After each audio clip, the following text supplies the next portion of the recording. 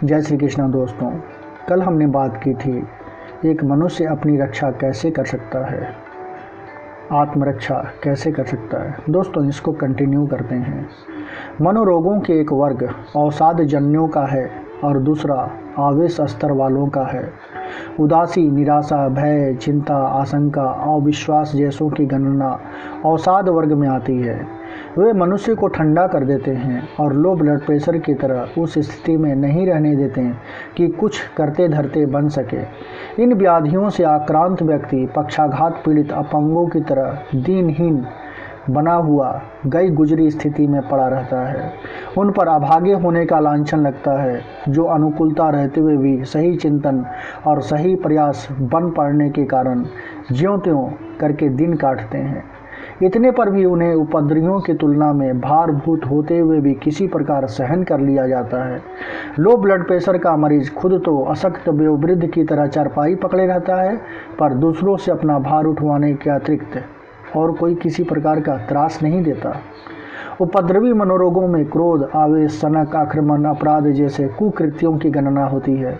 वस्तुतः यह सभी विकृत अहंकार के बाल बच्चे हैं। निज की अहमन्यता और दूसरों का असम्मान करने का दुस्साहस ही उस स्तर की विक्षिप्तता को जन्म देते हैं। सामान्य शिष्टाचार और सज्जनोचित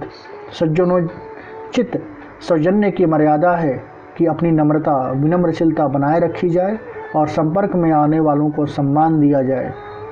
जो जितना कर पाते हैं उनकी गणना सभ्य नागरिकों के लिए आवश्यक शिष्टाचार के जानकार में की जाती है। भले मानसों की पंक्ति में उन्हें बिठाया जाता है, किंतु जो ठीक इसके विपरीत आचरण करते हैं वे दूसरों का जितना तिरस्कार करते हैं उससे कहीं अधिक मात्रा में अस्तर गिरा लेने के कारण निज रूप की हानि कर चुके होते हैं। ऐसे ही नागरिक मर्यादाओं से अपरिचित या अनअभ्यस्त लोग क्रोधी कहे जाते हैं। वे अपनी ही मान्यता या मर्जी को सब कुछ मानते हैं, दूसरे की सुनते ही नहीं हैं। यह नहीं सोचते कि अपना निर्धारण सही भी है या नहीं है। सही हो तो भी यह आवश्यक नहीं कि दूसरे उसे उसी रूप में मानने या कर सकने की स्थिति में भी हैं या नहीं है। जो अपने ही चलाते हैं, दूसरों की स्थिति समझने और विचार विनिमय से मतभेद दूर रखने की आवश्यकता नहीं समझते, ऐसे ही लोग बात बात पर आग बबूला होते हैं और क्रोध में लाल पीले होते देखे गए हैं। दोस्तों आपको ये जानकारी कैसी लगी, कृपया हमें कमेंट बॉक्स में ज़रूर बताइए। जय श्री कृष्णा दोस्तों।